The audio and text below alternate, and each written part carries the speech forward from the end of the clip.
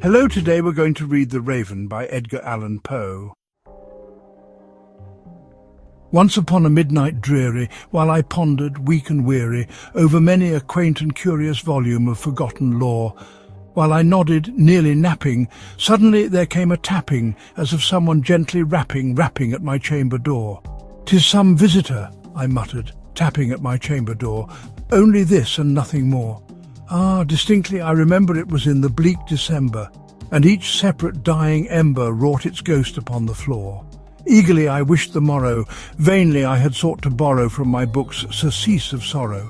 Sorrow for the lost Lenore, for the rare and radiant maiden whom the angels name Lenore, nameless here for evermore. And the silken, sad, uncertain rustling of each purple curtain thrilled me, filled me with fantastic terrors never felt before, so that now, to still the beating of my heart, I stood repeating, "'Tis some visitor entreating entrance at my chamber door. Some late visitor entreating entrance at my chamber door. This it is, and nothing more." Presently my soul grew stronger.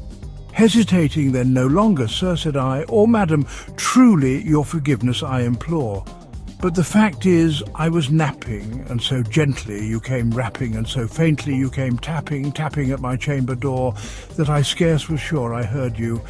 Here I opened wide the door, darkness there and nothing more. Deep into that darkness peering long I stood there, wondering, fearing, doubting, dreaming dreams no mortal ever dared to dream before.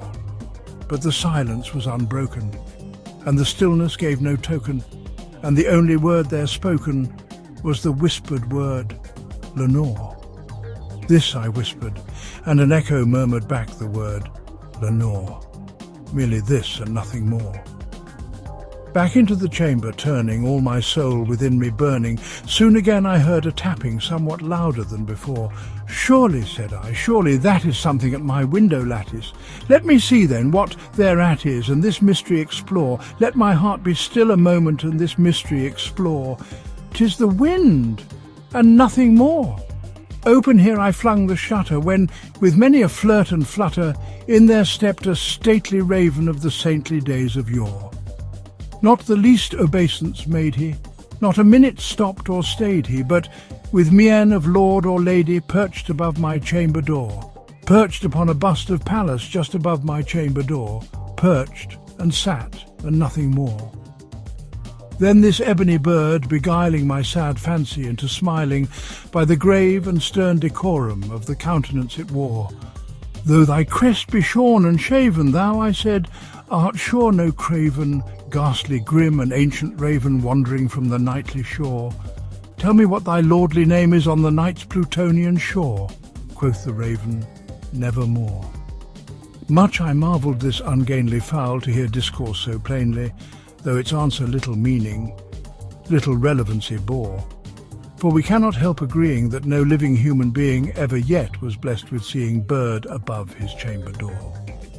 Bird or beast upon the sculptured bust above his chamber door, with such name as Nevermore. But the raven, sitting lonely on the placid bust, spoke only that one word, as if his soul in that one word he did outpour. Nothing farther then he uttered, not a feather then he fluttered, till I scarcely more than muttered, "Other friends have flown before. On the morrow he will leave me, as my hopes have flown before." Then the bird said nevermore. Startled at the stillness broken by reply so aptly spoken, "Doubtless," said I, "what it utters is its only stock and store, caught from some unhappy master, whom unmerciful disaster followed fast and followed faster, till his songs one burden bore, till the dirges of his hope that melancholy burden bore of never, nevermore." But the raven still beguiling all my fancy into smiling, straight I wheeled a cushioned seat in front of bird and bust and door. Then upon the velvet sinking I betook myself to linking fancy unto fancy, thinking what this ominous bird of yore, what this grim, ungainly, ghastly, gaunt and ominous bird of yore meant in croaking nevermore. This I sat engaged in guessing, but no syllable expressing to the fowl, whose fiery eyes now burned into my bosom's core. This and more I sat divining, with my head at ease reclining on the cushion's velvet lining that the lamplight gloated o'er, but whose velvet violet lining with the lamplight gloating o'er she shall press nevermore. Then methought the air grew denser, perfumed from an unseen censer swung by seraphim, whose footfalls tinkled on the tufted floor. Wretch, I cried, thy God hath lent thee, by these angels he hath sent thee respite and nepenthe from thy memories of Lenore. Quaff, O quaff this kind nepenthe, and forget this lost Lenore. Quoth the raven nevermore. Prophet, said I, thing of evil, prophet still if bird or devil, whether tempter sent, or whether tempest tossed thee here ashore, desolate yet all undaunted, on this desert land enchanted, on this home by horror haunted. Tell me truly, I implore, is there balm in Gilead? Tell me, I implore, quoth the raven nevermore. Prophet, said I, thing of evil, prophet still, if bird or devil, by that heaven that bends above us, by that God we both adore. Tell this soul with sorrow laden, if, within the distant Aidenn, it shall clasp a sainted maiden whom the angels name Lenore, clasp a rare and radiant maiden whom the angels name Lenore. Quoth the raven nevermore. Be that word our sign of parting, bird or fiend, I shrieked, upstarting. Get thee back into the tempest, and the night's Plutonian shore. Leave no black plume as a token of that lie thy soul hath spoken. Leave my loneliness unbroken.